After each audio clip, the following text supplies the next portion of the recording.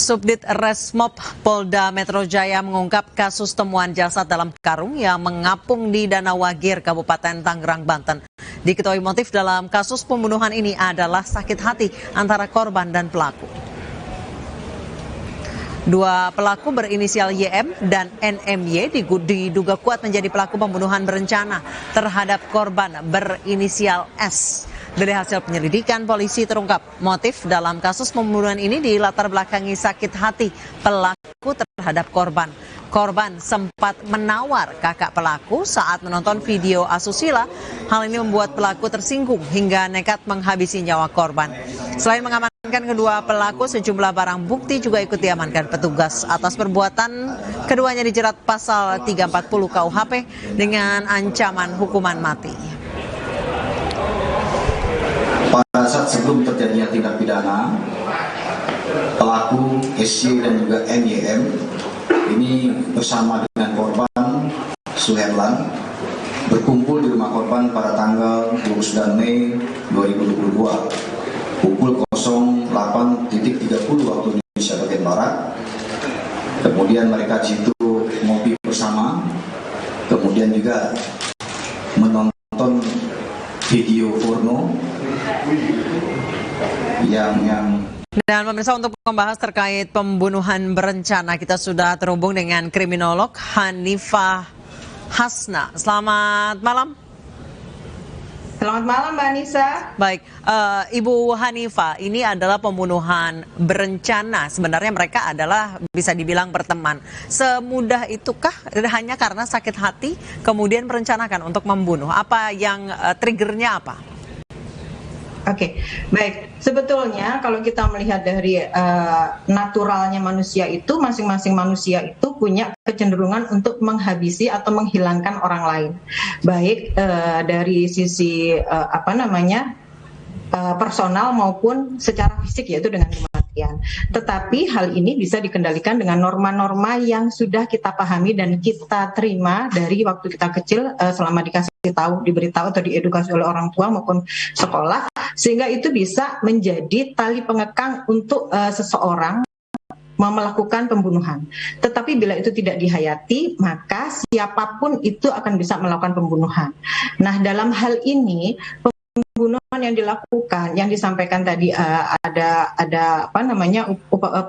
pembunuhannya dilakukan dengan berencana, berarti sudah ada perencanaan terkait dengan alat-alat yang akan digunakan untuk membunuh, yaitu kampak yang sudah disiapkan. Sementara bila dilakukan tanpa perencanaan, biasanya dilakukan dengan tangan hampa, bisa dengan membenturkan, bisa dengan mencekik, bisa dengan menggantung sesuai atau dengan alat-alat yang ada di sekitarnya.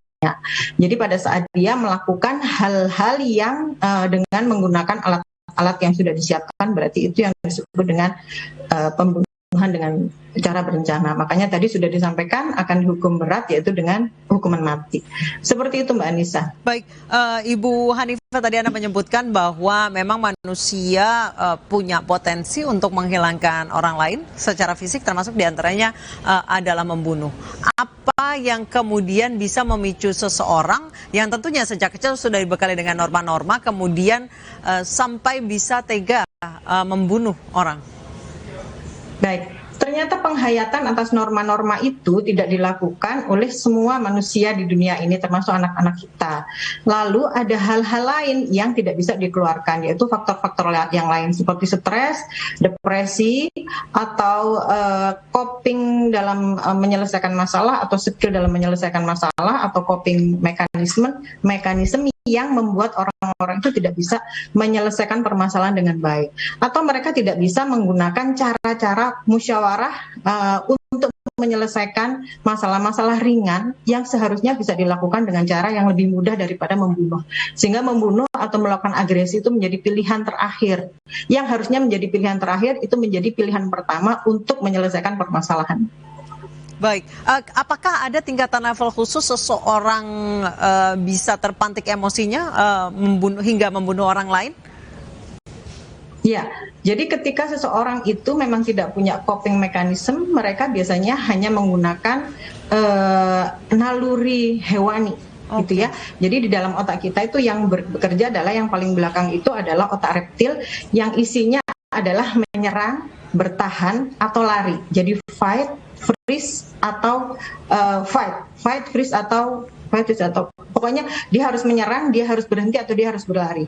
Nah, ketika dia mengambil fight, dia akan melakukan hal-hal yang bisa menyelamatkan sakit hatinya, yaitu dengan cara menghilangkan nyawa orang lain itu. Kemudian selanjutnya ketika orang itu mempunyai keterampilan yang lain, yaitu menggunakan otak mamalia atau yang bagian tengah, itu dia menggunakan perasaannya sehingga timbul rasa sayang atau rasa kasihan terhadap korban, sehingga kemungkinan untuk melakukan pembunuhan itu bisa ditahan. Kemudian di posisi otak yang paling bagus lagi adalah di depan, yaitu otak prefrontal cortex, yaitu otak yang seharusnya digunakan oleh manusia. Di situ tempatnya apa, kenapa, dan bagaimana. Sehingga ketika ada permasalahan, dia akan bertanya, ada masalah apa ini? Apa yang harus aku lakukan? Gitu ya.